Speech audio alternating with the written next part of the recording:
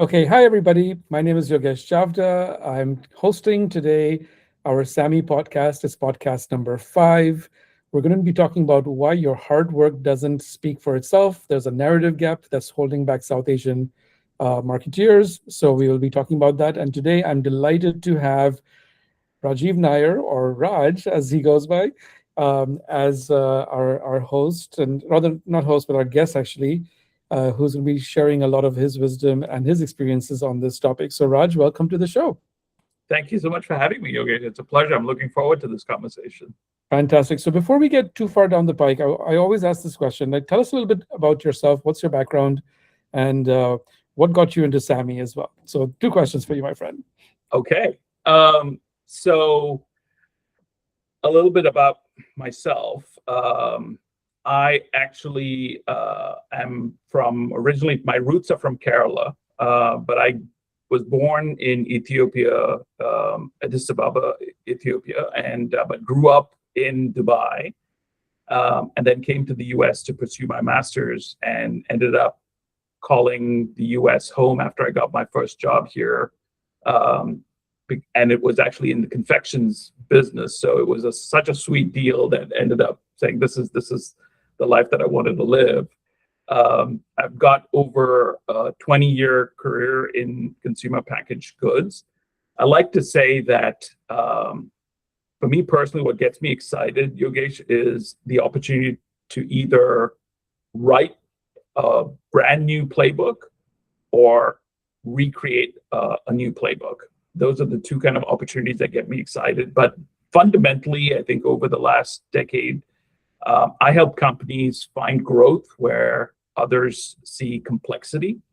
And I basically connect commercial leadership with operational excellence and brand management to find opportunities to drive scalable growth.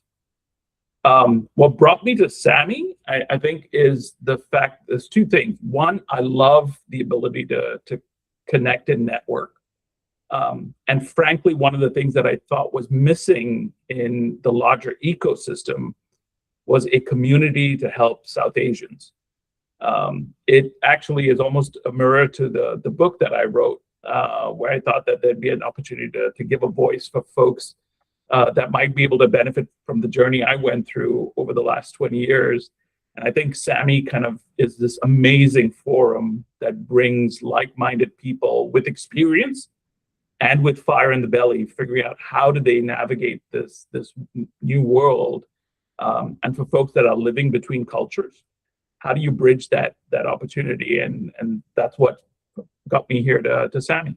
Amazing, amazing. And you kind of sort of mentioned what is the premise for your book already, but just do you want to give some more words to your book about your book? Sure. So the book is actually called Ambition Has an Accent. Mm-hmm. It's a book about identity, leadership, ambition, and belonging. Mm-hmm. So, but I wrote it originally for my daughter and my niece, but then they encouraged me to put it out there in the universe, and I did, and it resonated quite well. But I would say it's written for anyone who's felt like they've been caught between cultures, between geographies, between two sets of expectations, if you will, and trying to find themselves, right? So I kind of describe my book as part memoir, part leadership reflection, and partly an invitation to folks to shape their unique experiences that give this greater community a voice. Amazing, amazing. So we have very similar backgrounds. I'm from Gujarat originally, but I was born and raised in Bahrain. Oh, So we both have our roots coming from other parts of the world. And my mom actually was born in Nairobi, Kenya. So oh my God, look at that. one more generation from that. So I totally understand that part of it. But let's go straight into what we really want to talk about today, because and it was important for people to understand, Raj's background, my background, we have had these experiences, which is the reason why we want to talk about this, specifically from a South Asian perspective. There is a narrative gap that I see. And Raj, I wanted you to kind of first explain to everybody, what do you understand when I mention the word narrative gap? What does that mean to you? I guess for me, the narrative gap, if I were to give it a succinct definition, Mhm. I probably would say the narrative gap is the space between the value you create and the value people perceive. Mhm. That to me is the narrative gap, Yeah. right? So to be clear, people think, there's a mentality among the South Asian community that if, your work will speak for itself, right? Yes, right. And I think we've heard it from our parents and from, others, who've, you know, in my case at least, almost hammered it into me, like, you have to do the work and don't worry about everything else, others will recognize your work, etc. But that doesn't necessarily work in today's reality, right? So when you say there's a gap between what you do and what other people perceive, how does that manifest itself for us? So I would say one of the things you said is spot on, Yogesh, and that is like I don't necessarily know if it's only relevant today because it was relevant, over 20 years ago when I first came to this country, right? Like Yeah. definitely get ingrained very early on as South Asians that hard work is what's going to make the difference, right? So if you think even in India, whether it's getting into the best engineering schools or the best medical schools, career-wise, if you wanted to get into a bank or had aspirations to be an IAS officer or what have you, right? The main way you got there was through these exams that you had to take. Yeah. And performance matters absolutely, right? To break away from the pack. And so you kind of come into the corporate environment here in the West, and you tend to operate that way. Mhm. And what I found is that early on, those elements pay dividends to you, right? Like you are definitely taught to work hard, have humility, have discipline, and those work for you. But then there's a point in time where I think the author Marshall Goldsmith had written this book, What Gets You Here Won't Get You There. Mhm. You experience that in real time, right? You get to the position and suddenly you find yourself saying, wait a minute, the things that seem to have got me here, I'm not getting that same kind of benefit. What's going on, right? Like there's this disconnect. Mhm. And then you start doing a little bit of soul searching and trying to figure out, like, okay, what do I need to do differently? And you've mentioned this framework before, PIES, Mhm. right? I had the opportunity to learn that framework very early on as well, and so the S in that framework, sponsorship, was probably one of the most uncomfortable things that I had to deal with because that required you to first talk about yourself, Mhm. which sort of kind of comes in conflict with the fact that you're being asked to always stay humble Mhm. and let work speak for itself, right? Yeah.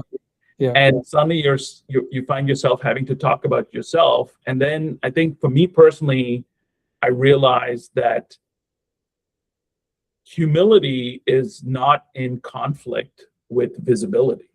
Mhm. And in order to get sponsorship, you had to make yourself more visible. Yeah, Right? but before we get to sponsorship and visibility, I think there's some steps before that. So I want to just want to like tease it out a bit. When in your career, do you remember that point in time when you realized that something was off? Your work wasn't speaking for itself anymore. Do you have that memory of when that happened to you? I certainly remember it for me when that happened to me. So that's why I'm asking the question. Absolutely. It was pretty luckily, I always tend to think that I'm a glass half full kind of guy. And Yeah. if things aren't happening to you, they're Mhm. happening for you, right? Mhm. Mhm. Mhm. Very early on, I remember when I was in this confections business, a peer of mine, we both were assistant brand managers, and I actually had the bigger desk. But he somehow got the more visible, plump assignments. He was even getting faster promotions, Mhm. right? And frankly, I don't think it was because he was better. It was because I think his work was better understood. Mm. And when I started going around and asking people, what became very evident was it started with his manager being able to very succinctly describe what he did and what his contributions were. Mm-hmm. Mine probably required 3 presentation slides, right? So it was like that moment where I realized, like, what is my elevator pitch? Mm-hmm. Mm-hmm. And starting there and saying, okay, well, do you know what your elevator pitch is? No, I don't. Well, then how do I go about creating my elevator pitch? Right. Right. And then that's what then got me starting to unpack that framework. So there's a key insight here actually that you're talking about, right? Which is, there could be two people, person A, person B, who are both equally competent in doing their particular work, and the work product may be, let's say, equal. But the difference between, person A and person B is not just the quality of the work, it's the how you communicate the work. How do you effectively get others to see your work as enabling them to do their work better, Yes. or make decisions more effectively, whatever it is. And that ability to translate your own work into things that help others, your manager, your peer group, or whatever, that's when the perception starts changing for person A versus person B. If person A is only talking about the technicalities of the work, the process of how they did the work, it's all about what they did versus what you are doing for somebody else. To me, that's a delineation point right there. And I don't know if you've seen that with others, in your career. I've certainly seen that happen in mine, where um, one talks about their work and how they did it and what process they went through, and you're sitting there saying, okay, well, tell me what's the net of all this, you know, versus the other one who's actually showing me that these are the recommendations, this is what you should go do. I'm engaging in a very different way. And the understanding, the ability to say this person is now ready for the next level, the perception changes dramatically between person A and person B in that scenario. Absolutely. If I could build, Yeah. um, it's I would say your ability to communicate the work that you do and how that impacts Mhm. the people that you work with is Yeah. important. Yes. Mhm. At the same time, I would say how that work impacts what's important for the enterprise Yeah. is what then gets you noticed, right? Because then you're in conversations that matter to the enterprise, Mhm. and it becomes a very clear connection, your role in delivering towards something that's meaningful for the enterprise. Right.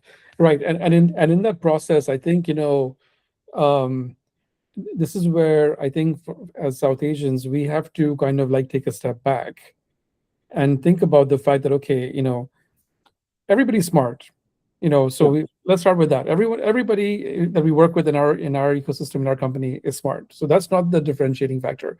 It's how you present yourself and how you show up in conversations and all those things. That's when you start actually differentiating yourself from others, right?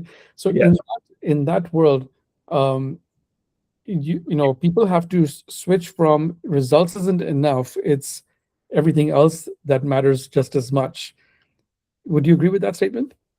Wholeheartedly. I would say, I mean, performance gets you into the room. Mm-hmm. Mm-hmm.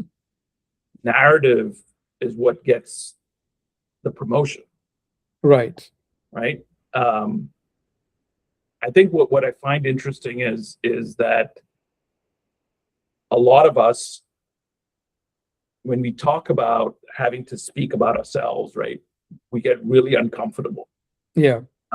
because it seems somehow personal, Yes. right? And when you talk about yourself, there's a sense of maybe potentially being arrogant or egotistical, Yeah. Mm-hmm.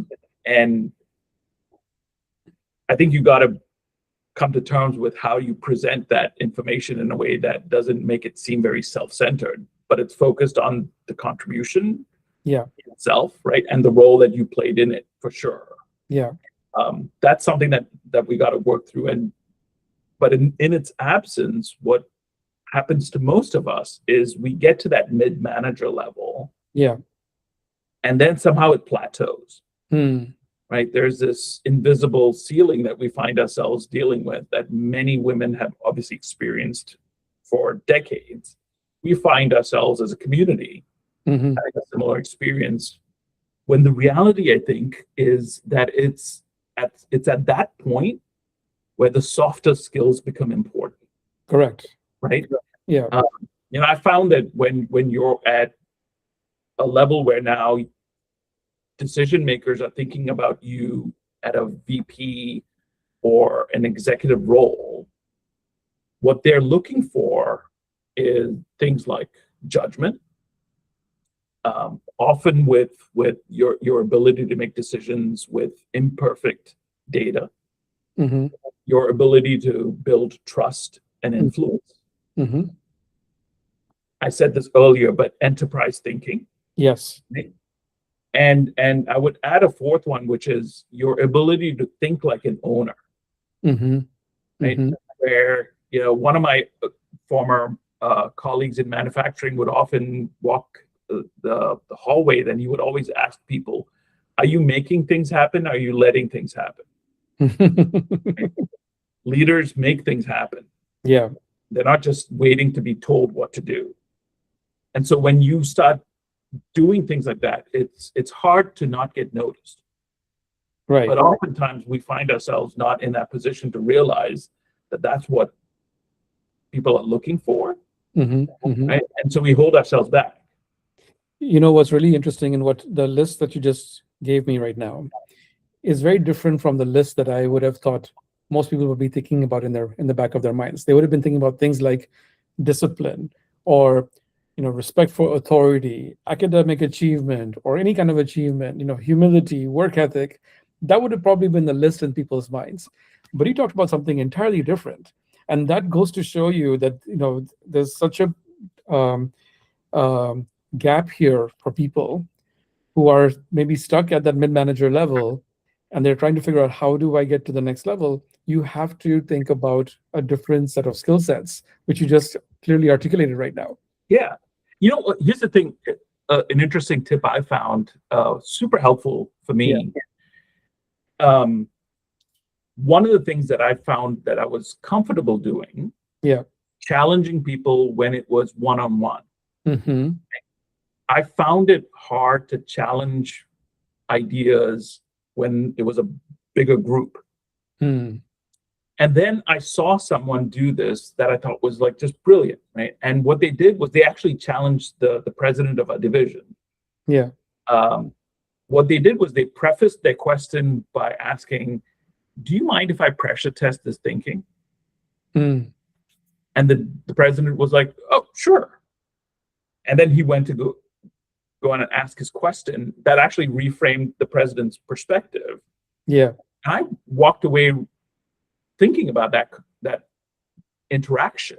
And I thought what he did brilliantly was two things, right? One, by saying, hey, can I pressure test this thinking? He made it very clear that I'm not attacking you, I'm attacking the thought. Yeah. Right? And then the second thing was he almost, in a subliminal way, put the other person, the recipient, at less of a defensive posture, right? Because it was meant to be an intellectual debate. Yes. And I said, well, and so I've used that consistently now in my career, where there's a need to challenge the thinking. I usually start with that preface saying, hey, you mind if I pressure test that? And so far it's worked for me. I love that. I absolutely love that, because I have a similar approach also to what you're describing. Mine has been, hey, there are certain things that you're assuming in the situation that I'm not assuming. Could we agree, or could we understand each other's assumptions because maybe there are assumptions that you're making that I should consider, or maybe there are assumptions I'm making that you should consider. Mhm. And that becomes another way for us to find a bridge in Sure. terms of how to um, uh, you know uh, get closer to the final result, so to speak. I remember, at P&G, I took one of the, we used to have a lot of courses that we had to take, internally. One of them was called Positive Power and Influence. It was a Mhm. 3 day session, 3 day, class that I had to take. I had to travel somewhere. I think it was, where did I travel to? I think I traveled to Brussels or something for that, from Istanbul or something like that. I can't even remember now. But it was a brilliant course because they talked about different influence styles. Yep. And from that, I realized that I had one dominant style, which was almost like a directive style. Like, coming from the Middle East, you lived in Dubai, you probably saw it. Yeah. You go do this. Everybody has to say yes, sir, go do it. That doesn't work, in most places. Probably doesn't even work anymore over there. But this is back in the 90s and whatever kind of thing, right? But um, understanding your own dominant style, and then understanding that there are other styles that are out there that you can also use that are so situationally dependent, requires us to rethink and reframe ourselves, and in terms of how we are doing things and how others are perceiving us also in the process. Absolutely. Absolutely. Absolutely. You know, what's interesting is also you go into this whole area around like leadership styles, Yeah. right? And for me, I think personally, what draws the best out in me is when um, I tend to think I have more of a servant style leadership. Yeah. And so when I get to a point where I'm working with a new team, Hmm. one of the things as part of my onboarding that I will share with them is just a reminder that I work for them, Hmm. they don't work for me. Hmm. Ultimately, what my role is to talk about the projects that they're leading, Hmm. Hmm. right? And that's a nice little transition as you think about careers, right? Because up to a point, you're having to talk about your work, your contributions, Yeah. and once you just get over that, the next part is okay. How do you then, when you start going into middle management and higher, Hmm. Hmm. that could actually hurt you because Yes. then you seem very selfish and self-centered, right? And Yeah. so the transition has to be to start talking about your people and the projects Hmm. and spotlighting them, right? Hmm. Hmm. I think for me that I think has worked well, where that transition became about them. And so part of that I would say is, in order for me to effectively serve you as a manager, I need feedback. And I don't assume that everyone's style is the same. Yeah. So you got to tell me what works best for you to create an environment where we both can do our best work. Correct.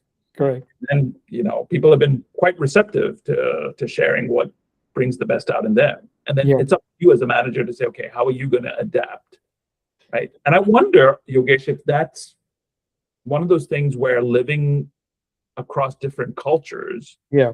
it comes innate and natural to us. It probably does, because you're a third culture kid, so am I, right? And having switched between different cultures, and not recognizing how different cultures operate, it we kind of like know what's going to work, what's not going to work, kind of thing. It's almost like intuitive in our for us. But, Yes, but that's not necessarily the case for people who've grown up in one place, even though they may be of a different heritage, right? sure, sure. Or those who come from one particular heritage to another one, and they're trying to navigate the situation. So imagine South Asians who've come directly from, South Asia to North America or Western Europe or even Singapore. They're now in a different culture, and they Correct. don't know what they don't know, right? But That's true. all they know is what they know from their home environment, right? Yes. So in that situation, are there tips that you would give people in terms of what should you do when you're in a new environment? You said, like, you're coming as a servant leader. That's general, but now if you bring it down to, okay, I've come from India, or I've come from, Dubai to the US, what would be the top two or three things I'd be doing differently than what I did back home?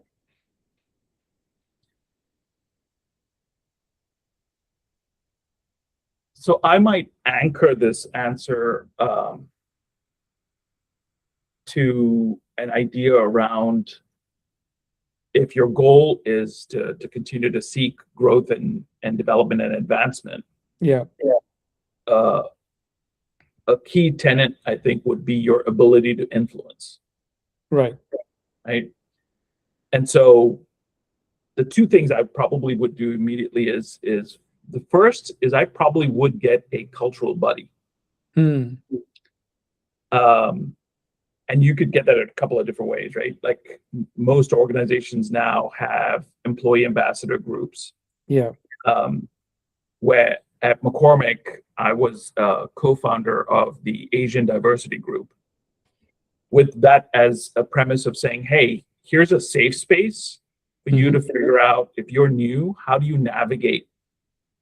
In that instance, it was the culture of the organization we were in, but Yeah. you could help me expand that, to say, hey, you're new to the country. How do you figure out how to adapt to the cultural norms of the region you're in? Yeah. Right? So that would be one piece, I would say. The second is a little bit more of a theoretical exercise, and that is, I found tremendous value in actually sitting down and mapping my stakeholders. And what you find when you go through that exercise, it's almost like three concentric circles. Yeah. Right. And often people think that the real folks that you have to influence are the small circle of people that see your work day to day. When the reality is that it's this third outer circle of people that actually decide your career progression within an organization. Right. Right. And so when you go through that exercise, then you suddenly start realizing, like, oh, there are other people that need to know the work that I do. Yeah. How do I begin that journey of creating the connections with them? So now this isn't a sprint, right? This is more of a marathon. So how do you find opportunities and occasions for you to then make the connection, build the rapport, to nurture the relationship that ultimately builds trust? It can be a resource for you when you need it. So those are the two things I probably would put out there, Yogesh. I hear you 100%, and I agree with that. I would add a third one, which is that it's mapping the stakeholders and then having the right touch points with that. The right touch points. Yeah, because I was, as you were saying it, I was thinking about my, early in my career, email had just become available at P&G. It was pretty new, right? Conference calls were still a new thing back then, believe it or not. So everything was happening within your local office. I was based in Saudi Arabia at the time, and it was my close,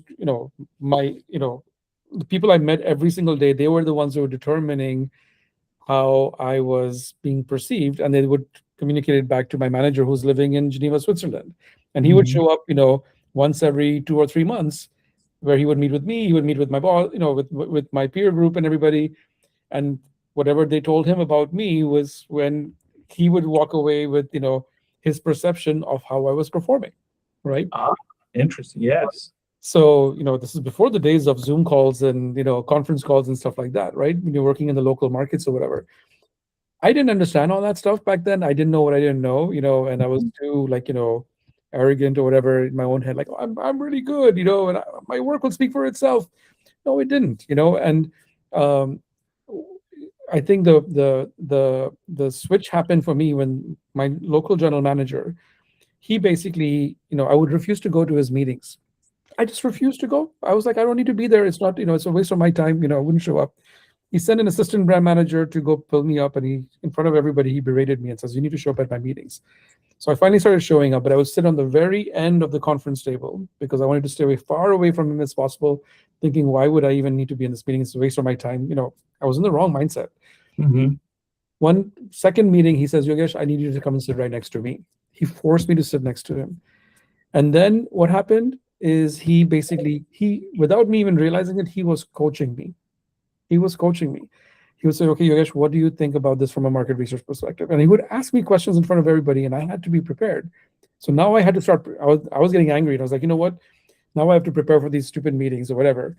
But oh my gosh, I am so thankful for him for having done this to me, because that's when the light bulb finally went off. I was what, like 25 years old at the time. Like, what did I know, right? Um, in terms of, he was actually helping me understand the role I had within the company as the market research guy. There were only three of us. There were 40 brand people. There was only three of us in market research, and he kind of like coached me through how I could be influencing him. And through him, he was basically making decisions that was affecting the rest of the brand teams. And the moment I saw that happen, and I realized how much weight I was carrying that I wasn't using, Wow. everything changed in the way I thought about my job. Everything changed. Wow. Wow. That's one, I think, me personally, but I think our listeners and viewers will appreciate the vulnerability that you just showed, Yogesh, and putting that out there. Um, that in itself is amazing, because a lot of people, don't really want to put their war scars out there. Oh yeah, I've got plenty, my friend. But this was one of those where I was like, you know what? Oh my God, I'm so thankful. And I'll mention his name. His name is Philippe Beauvais. He's always on LinkedIn. He's retired now, and he posts. And I sometimes respond to his posts. But that guy, was the guy who literally made me rethink the role that I had as a market researcher and the role of influence that you mentioned earlier. How much of a role of an influencer could I play? And fast forward to 2020. I'm applying for a job for a hearing aids company. And during the interview, the US president saying, "Why should I hire you? We don't have any market researchers in the US right now. We have everybody back in Denmark. And what do you need from me, if I was to have you, give you this role?" And I told him, "Have you watched the movie The Godfather?" And I was like, he's like, "Of course I have." And he says, "Well, I'm the consigliere, and I just need you to play the role of Godfather. And I just want you to listen to what I have to say. You don't have to agree with everything I say, but I just want to be heard. And that's all I'm asking for." He laughed. He hired me, right? Yeah. And oh my God, he lived up to that role that I asked him to play as the Godfather and me as the consigliere. And it just shows you 25 years later, 30 years later, whatever it was, the fact of the matter is that you have to kind of like understand what role you're playing. And if you then lean into that, things happen, right? But Absolutely. Absolutely. it wasn't about the technicalities of how I did my job. Who cared about how I did a focus group or a survey? Nobody gave a crap about that, but they cared about how I was influencing them. You know what's interesting? If we could spend just a minute on that example, I think there's some fascinating things we could unpack here. Yeah. Because I think the counter is what happens to most of us. Right? And what I mean by that is this. So if I heard your situation right, for whatever reason, you chose not to go to these meetings. Yep. Right? When you were there, you chose to sit at the other end of the room, right? Yep. So then let's assume for a second that this gentleman didn't want to coach you. Yep. Which is what probably will happen to 9 out of 10 people. Yep. The first situation, you become invisible. 100%. Right? Yep. And then nobody knows anything about you, no matter how amazing your output is. 100%. Yep. Second is clearly your performance mattered, that they needed you in the room. So in the room, if it had played out the way it typically does, and that is you would have been at the other end of the room and stayed silent. Yep. I think silence is also interpreted. Yes.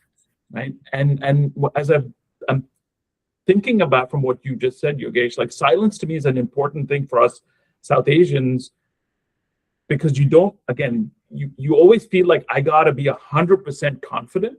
Yes. Before I speak up. Yep. And so when you're not 100%, you often default to staying silent. And what I've seen is that for you personally, silence gets interpreted. But then on the flip side, and I know we'll talk about this here soon, but if your sponsors don't know your narrative, in the rooms that matter, they will be silent. Exactly. And in both settings, nobody is advancing your personal agenda. Completely agree with that. I completely agree with that, because just to kind of like finish the arc, right? I talked about like, hearing aids versus P&G, but even in the P&G situation, I was in Saudi. They would go to, the GM and the marketing director would go to the UK to meet the R&D team. Mhm. I was never invited, right? Because I wasn't visible, to your point, right? Mhm. I got a new boss, a new market research guy from the US, and I told him, hey, I want to go to London and I want to be in those meetings when they're talking about, product, for bar soaps and shampoos or whatever. So I convinced my boss and I to fly, even though we were not invited to the meeting.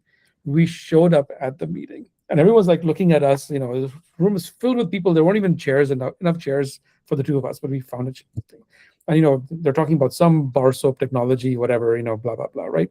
And they're going back and forth, and I summed up the courage to make this one statement, which I still remember, so vividly in my head, which was, "We can test for that." That's all I said.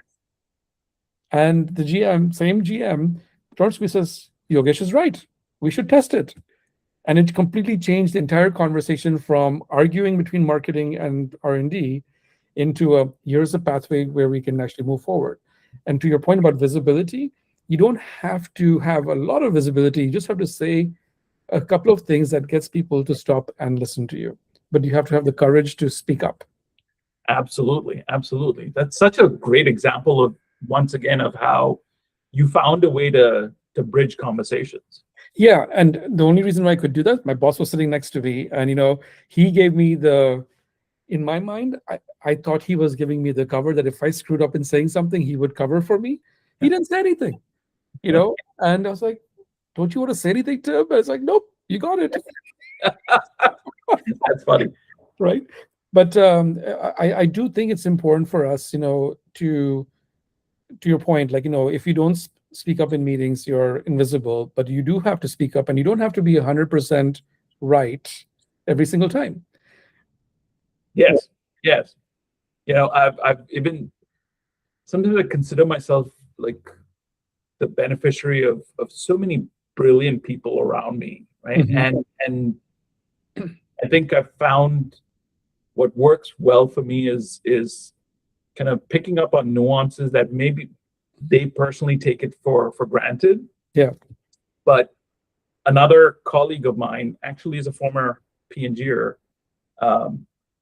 She would do this really brilliant thing that I found was brilliant, which is she would always, whenever she was not very confident with the answer, she would state her perspective, Mhm. and she would end it with, smarter people may disagree, but this is what I would think.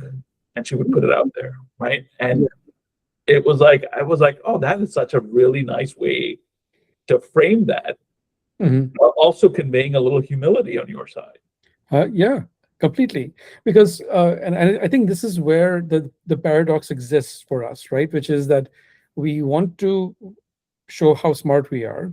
We want to be 100% certain in what we want to say. But if you're not 100% certain, we will not say anything, Yes, absolutely.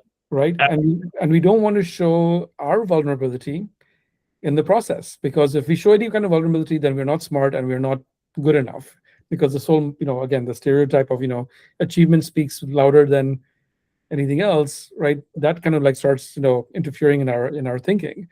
But for us to be able to showcase that vulnerability, that we don't have to have everything buttoned up, but we have to at least say something that is, 60%, 50% of the way there, and invite others to build on your ideas, that's okay. Absolutely, right? In fact, I would say, just to build on that, Yogesh, for that same reason, right? Like, many of us find ourselves in a situation where, unless I'm 100% confident in the answer, I'll hold back. Yeah. What I found really helpful is you put a perspective out there and then label it Mhm. by saying, hey, because oftentimes, like you mentioned earlier, you can get put on the spot, Yeah. right? Yeah. You might have a senior leader ask, well, Yogesh, what is your thoughts on that? And there are many of us who might need time to process Yes. information, even when the stakes aren't high, Yeah. right? And so you're expected to suddenly give an answer. And again, if you're ingrained in saying, hey, if it's not 100% confident, you should choose silence. Yeah. I think we've recognized that that doesn't work for you, so you should speak. Yeah. But even framing it up and saying, hey, you kind of put me on the spot here. Here's my perspective. I'll probably say it's about 70% baked of an answer. I'm going to ask that if I'm given an opportunity, I'd like to come back with some more thought and then give you a fully fleshed out answer. But if you need my perspective right now, here's my leaning thinking that that's in my head right now, right? And you put it out there. Yeah. And you're gonna get the best of both worlds. I agree with that. And a trick that I use, because sometimes I can get very verbose when I'm talking, right? As the conversation's progressing, I start jotting down my top 2 or 3 bullets of what I want to say that has not been said by other people, or maybe even the list may even grow as the conversation's progressing. And then I'm also listening to see if others are covering those points or not. So when I then can inject myself into the conversation, I'm making the top 1 or 2 points, not all of those points. Yes. So less is more. There's a reason why people say that, right? Make the most important point, and then let's see how people react to that. So that's one little trick that I use to prevent myself from over talking. And then the other part is also write down questions that can help reframe the conversation, like you were saying earlier. Yes. Right? Yeah. So my notebook, I use my notebook for that, quite frankly speaking, in meetings, because that's how I can kind of get a lot more succinct in what I'm trying to communicate. Yes, and let me connect that dot, right? We said earlier that as you move further up the organization, you find yourself having to make decisions mostly with imperfect data. Yeah. Right. Yeah. And so you surround yourself by folks that you expect to give you perspectives that you may not fully be aware of to round out and then make an informed decision. And so it becomes equally compelling that when you choose to speak, it doesn't always have to be facts. Yes. A brilliant question Mm-hmm. can frame the conversation because it can put the spotlight on an area that people hadn't considered. Yeah. And you've given a couple of examples on this conversation today where you've kind of reframed that, right? Like, I think that's extremely helpful for people to kind of just think about and say, hey, you don't have to always have a perspective per se to share. Yeah. Ask a really good question, and that can leave you memorable when people walk out of the room. Exactly. And I think it's super important, especially for people who are trying, individual contributors are becoming first-time managers, or first-time managers becoming, leaders of teams, and then, so on and so forth. The kinds of questions will change and evolve, right? Mm-hmm. So it's important to understand what those are. And I think this is where, let's get into the conversation now about sponsors, because, you brought that up very early in the conversation. Mm-hmm. This is where the sponsor can help as a mentor and a sponsor, right? So, mm-hmm. So let's talk about the difference first of what do you mean by sponsor versus mentor? And then we can get into how do you operationalize that, basically. So to me, I guess it's just simple, right? A mentor talks to you. Yeah. A sponsor talks about you. Mentor helps you become better. Yeah. A sponsor, I think, helps you become more visible. Right? So you see the need for both, but they play very different roles. And sometimes you find, I've had conversations with mentors where they've been kind enough to say, hey, what you're asking me is something that a sponsor should do. And I'm not sure that's right for this conversation. You should explore that further. But where I think I can help you is in these areas. And we kind of realize, like, okay, really, it's the ground rules for being a good mentor, right? But that people can get that often confused. I think, in fact, I would say practically everybody's confused about this, because quite frankly, until you and I started preparing for this session, I had never thought about the word sponsorship either. After all these years, believe it or not. Is that right? Yes, because I just naturally assumed that the mentor was the sponsor. Oh, wow. Okay. Okay. right? So, and I wouldn't be surprised if a lot of people are like that, or maybe I'm just the one who's getting the getting the I'm the last guy on the list to figure that part of it out. I don't know, but I do think people confuse it. You're right; they confuse the roles, but I think they assume it's the same person doing both roles. Quite frankly speaking, but what you're suggesting is they may actually be two different individuals altogether, half the time Yeah. or all of the time. I don't necessarily know all of the time, but often I think they Oh, are, right? yeah, Depending on, like, for me personally, I had an opportunity to go down to New Orleans and run one of the businesses there that had a yeah, manufacturing um, site as well attached to the business. yeah. And when folks were having conversations about that opportunity, um, our global head of supply chain was the one that spoke up for me, Hmm. Hmm. um, and not my vertical leaders. He spoke up for me because of he had seen he and I had interacted on the assignment that I was working on, where I had to actually deal with supply chain out of Asia, Yeah, and we had conversations about how to manage that in a way that effectively managed working capital. yeah, And I think through that conversation, he became convinced that, okay, this opportunity would be something that I would be suited for. yeah. And because he got to know me a little better, I think there was, for this particular assignment in New Orleans, there was a cultural aspect to it as well. Okay. And so he actually spoke up and connected the dots for folks. And Mm, I would have not necessarily, expected that to come from him, because he wasn't a mentor. right. So Raj, this is a really important part of the conversation, right? So let's start with the basics. How do you determine who's the right sponsor for you?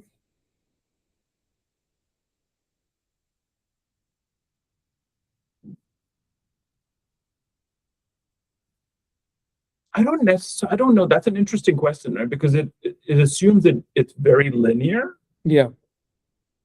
right, Yogesh? But as I said, when what I found is when I mapped that circle of influence, Yeah. in that outer circle, Hmm.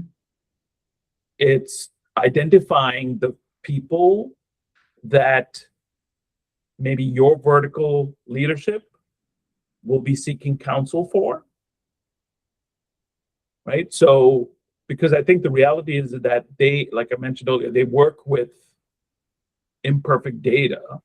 Hmm. And so when talent conversations are happening, they rely on the collective wisdom of the group that's having the conversation. Yeah.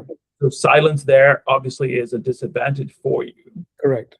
right? And so to me, it's sponsors can certainly feel like it can be a very forced relationship, which does not Hmm. work in your favor. Yeah. I tend to think that sponsorship is about trust, Hmm. and you have to ask what would motivate a sponsor to speak on your behalf. Mm. Mm. And what I found universally true are three things. A, would you make the organization better? Yeah. Two, can you deliver consistently? Hmm. And three, do you make them look good? Mm. Because in its essence, a sponsor is kind of putting their neck out for you, Right. right? Yeah. And if it goes sideways, Yeah. their credibility is damaged, Yeah. right? So inherently, what they're looking for, I find, is that, by putting your name out there, does that advance the organization's talent bench, Hmm. right? Hmm. Hmm. Because you have now someone who always tends to think enterprise first and their function second, Yeah. right? if I put my name out there, is Yogesh someone that I can absolutely count on to deliver, because I look at his track record and he's always delivered, right? Yeah. Mhm. And if both of those play out, then he's going to make me look good, and I'm obviously willing to put my name out there. But when you are, I guess, not in the room and someone says, I know Yogesh, he is capable of doing this, or I know Yogesh and he's ready for that, then you know you have a sponsor. So you have to ask yourself, who in that outer circle of influence Yeah. needs to have better visibility to the brand Yogesh, Correct. right? And how do you introduce it to them? That's incredible, right? And in fact, I said I didn't, connect the dot. I think you put a very specific word called sponsorship. But now that you're describing it, yes, of course, I was doing it in my career as well, right? Um, but I do think though, a lot of people oftentimes leave that to chance, right? And that's why, and they're expecting that the work again will speak directly with it, but you have to also kind of like proactively lean into it and build those trusting relationships with those people who could potentially be sponsors for you, right? Absolutely, Right. absolutely. And I had a manager tell me one time, Yogesh, don't have one mentor, have multiple mentors, because if your one mentor gets run over by a bus tomorrow, you have no mentors, right? The Yeah. same applies for sponsors too, so I would imagine. Yes. So again, I think when I think about mentors, right? Like Yeah. now more so than ever, I have a couple of mentors that are actually helping me get smarter about AI, Yeah. right? Like that's a space I don't know. Hmm. And I look further down the organization where it's just naturally, that's how they're wired, Yep. that I seek guidance from them, right? Yes. Yeah. Sponsorship, on the other hand, like you're never going to get a bullseye, because it just depends on the opportunity and the assignment and things of that nature, right? That Yeah. is a moving target to a certain extent. But for folks that I believe have the potential, I ask myself at the end of the day, if the answer to the question, ultimately, can I make them look good? Hmm. Will them vouching for me be credible? If the answer to that is yes, then as part of my journey to build that connection, Yeah. this sounds so manipulative, but it's not, right? No, You're doing things to kind of, ultimately, we're all in the service of advancing ourselves. And if you're not your biggest advocate, nobody else is going to be. Right? that's exactly right. And I think you hit it, the nail on the head, because you have to feel confident in your skill set. You have to be confident in the kind of value you bring, because that's exactly what you started with at the very top of the conversation. What is the value and how are you being perceived? That's what Yeah. you started with, and this is the heart of all of that of that opening statement. Because if you're confident about that and you're clearly articulating it, others will see it and they will then say, I want this person to be on my bench. I want them to be helping me. And if I help advance them, they're helping me advance along the way as well. Right. And Yeah. that's how the system works at the end of the day. Right. Yes, absolutely. Like I've even, honestly, this is helpful for others, right? There was someone in the outer circle that I had deemed to play a pretty influential role, that I thought would be a really good sponsor. Yeah. And so I built a relationship, gave them visibility to the work that I did and how it helped the enterprise. Hmm. But I did it in a way that was also uniquely me, Yogesh. And I say that in by framing that, part of my thing is certainly about building better businesses. Yeah. But what also gives me joy is, in the process of doing that, building people and building culture. Hmm. Right? So as I was sharing accomplishments and things that made me proud, Yeah. I was very conscious to ensure that what wasn't being conveyed was arrogance, Yeah. but rather passion, Yes. right? And once I got a sense that there was trust, I remember having this conversation where I asked him, what would it take for you to see me as someone ready for the next level? Mm. And he said, Raj, I could answer that, but I'm not the best person to answer that. And so I followed up with, who do you think would? And he gave me someone else's name. And that was on my outer circle, but I hadn't necessarily thought about that person as a sponsor. Yeah. That question helped me understand it's important that that gentleman has clarity on what Raj's value proposition is. Yeah. And I had to then spend time and build that relationship, right? Mm-hmm. And when I spoke to them, they said two things at the time for my career, right? One was you certainly have the ability to build brands. You have the ability to kind of think about supply chain, but you have not had an opportunity to also manage a plant. So you need to make sure that people understand your ability to do that from your current assignment, that while it might seem like a stretch, people need to have confidence. So I walked away saying, God, I understood that. But in subsequent meetings, I kind of shared with him what I was doing to make sure he built confidence in my ability to do that. And I would then validate with him, like, hey, are these the kind of things? Am I on the right path? Yeah. Not like, let me know, right? And he was a great coach as well in that journey. But asking that question over, right? It's the same thing that you would go into an interview and you would ask, based on my conversations that we've had and the skills that you're looking for, is there a gap that you see that I have not communicated or articulated clearly? Mm-hmm. If there is, then that's the time to have the conversation. Right. And close that interview.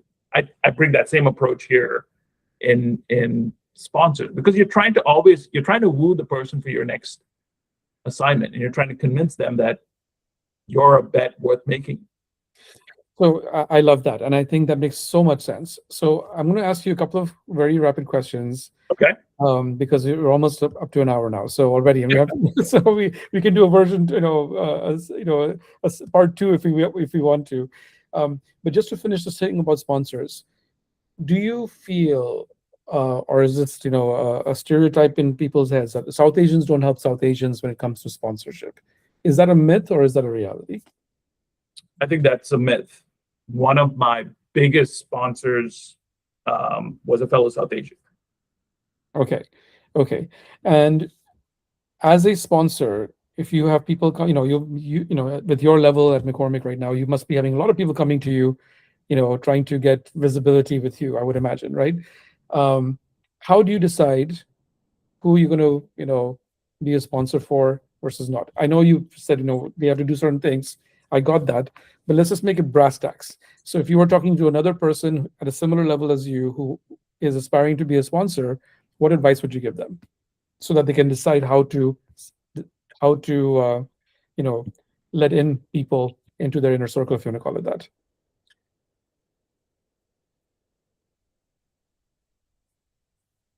For me, it's a very choiceful decision, right? And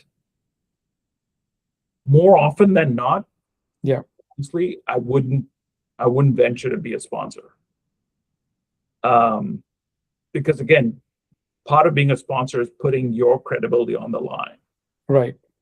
And you need to make sure that there is enough confidence that you're going to go do that. Right. So part of that requirement is if somebody is stating that that's their desire, mm-hmm. then I will look to see what are they doing. Are they operating with those same principles that matter mm-hmm. to the folks that are making the decision? Okay. Right. So while I may not overly advocate for them, mm-hmm. I'm happy to support that decision if their name gets brought up. Got it. But I'm very choiceful about the folks that I would sponsor. For that very reason, part of my credibility rides on that as well, right? Right. So, and this is exactly why I asked the question, because you're not taking this very lightly in who you sponsor and who you don't. So for those who are aspiring to have a person like you be a sponsor, they have to really show up and they have to really earn their credibility with you or any sponsor for that matter, so that they can actually move. So in that vein, what would be the one or two things that you would want people to be doing to be able to earn that credibility with a sponsor? I think honestly, Yogesh, that the pies framework works really well, right? Like I Yeah. think about like, hey, first and foremost, your performance has to be Yeah. phenomenal because that gets you into the room. Without that, you're not even in part of the conversation, right? Hmm. The the second piece is what are you doing to build your image, Yeah. right? What's the brand Yogesh? Yep. And does that brand show up consistently in multiple touch points where I get a chance to interact with Yogesh, Yep. right? The exposure gives me the opportunity to then see that come through. Hmm. And even though I don't see it, there are people that I associate with whose over time I value their judgment, right? And so if they vouch Hmm. for you, that will be good enough for me, right? Right. Right. Is And that then, was that helpful? yeah, that completely makes sense. And the reason I'm doing this is because I want people who are listening to this to start thinking about, okay, this is not, you just can't walk up to somebody and say, be my sponsor, and they're just going to say yes, right? Right. You know what I You, mean? you So have to go through that framework, you right? have I to think go through the it takes steps. time to say, like, hey, with all those, even with those sponsors, there's a journey of building that trust. Correct. And the way you build that trust is how do they know about your performance? Yeah. Are they aligned with the image that you are portraying out there? And if you're not because you're silent, well, guess what? That is getting interpreted. So Yeah. you need to make sure that that's appropriately interpreted, and you're the best person to put that out there.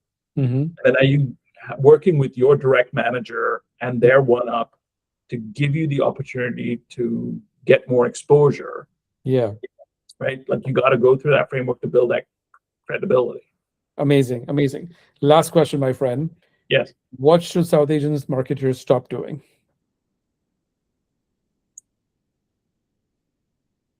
What should marketers South Asians stop doing?